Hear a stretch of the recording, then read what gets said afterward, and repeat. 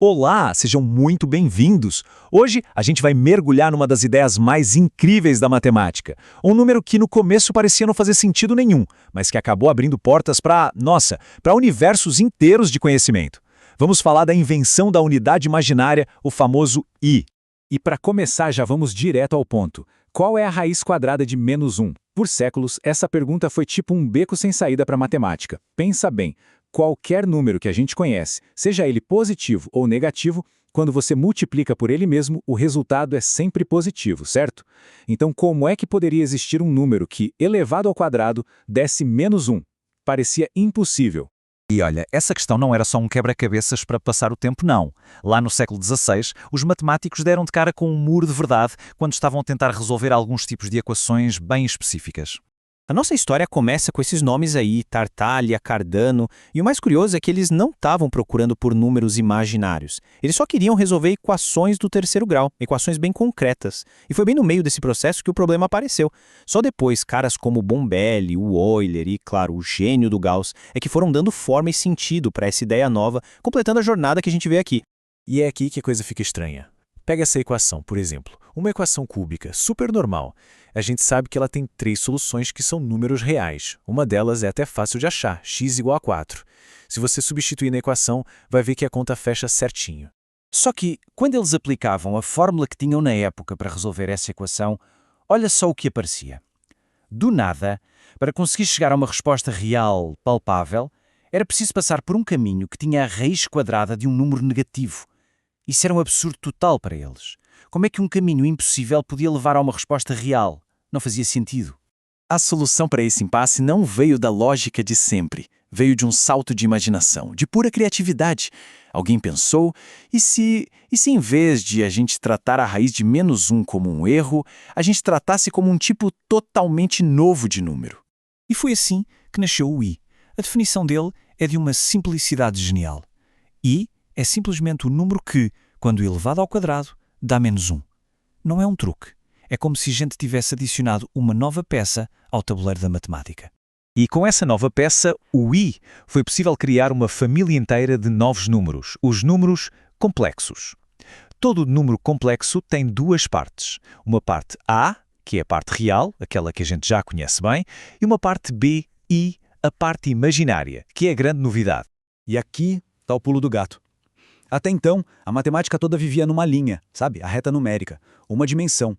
Mas os números complexos, com essas duas partes, a real e a imaginária, precisavam de mais espaço. Eles não cabiam numa linha.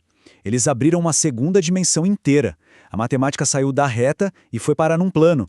E o mais legal é que essa segunda dimensão não é só uma ideia abstrata, não. A gente consegue visualizar isso. Então, bem-vindos ao plano complexo. Pensa num mapa. Cada número complexo, cada A mais BI, é um ponto único nesse mapa.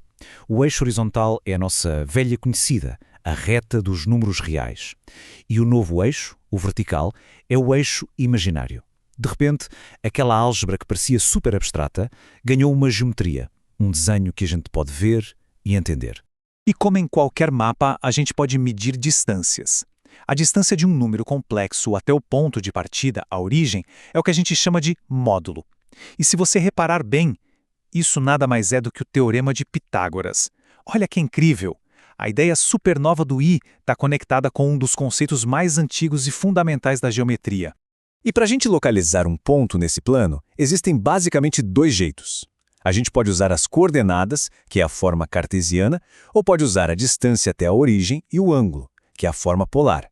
As duas são super úteis, mas a gente vai ver que a forma polar revela uma certa mágica por trás de algumas operações. Ok, então a gente tem um plano novo, números novos. Mas como é que se faz conta com isso? Como é que a gente se mexe nesse espaço novo? Bom, somar e subtrair é bem tranquilo, na verdade. É só juntar a parte real com a parte real e a parte imaginária com a parte imaginária. É a mesma lógica de somar coordenadas no mapa ou vetores. Bem simples e direto. Agora, a multiplicação. Bom, quando a gente olha para a fórmula na álgebra, parece um bicho de 7 cabeças, né? Um monte de termo e não dá para entender muito bem o que está acontecendo ali. E é aí que a geometria do plano complexo salva a gente. O que na álgebra parecia uma bagunça de letras, na geometria vira uma coisa linda e simples. Multiplicar números complexos é, na verdade, uma combinação de girar, esticar ou encolher no plano. Uma conta complicada vira um movimento elegante, visual. Tem também uma ferramenta super útil que é o conjugado.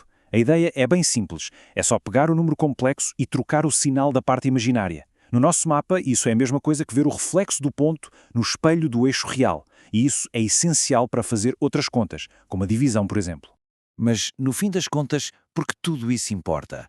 Porque essa ideia que começou parecendo imaginária, abstrata, é hoje uma das ferramentas mais poderosas que a gente tem. Porque, por mais irónico que pareça, o nosso mundo real é descrito perfeitamente pela linguagem dos números complexos. Desde o projeto de circuitos elétricos, passando pelo processamento de sinais que permite a gente se comunicar hoje, até à base do eletromagnetismo e o comportamento das partículas lá na física quântica. O imaginário é, na verdade, o alicerce invisível de boa parte da nossa tecnologia.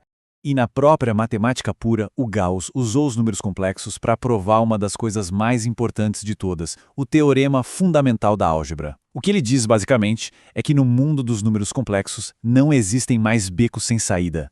O que isso significa na prática é que o sistema de números complexos é completo. A gente não precisa mais ficar inventando novos tipos de números para resolver equações. Qualquer equação polinomial, não importa o quão complicada ela seja, vai ter uma solução dentro desse sistema. Aquele problema lá do início que deu origem a tudo isso foi finalmente resolvido de uma vez por todas. Isso tudo nos deixa com uma última reflexão.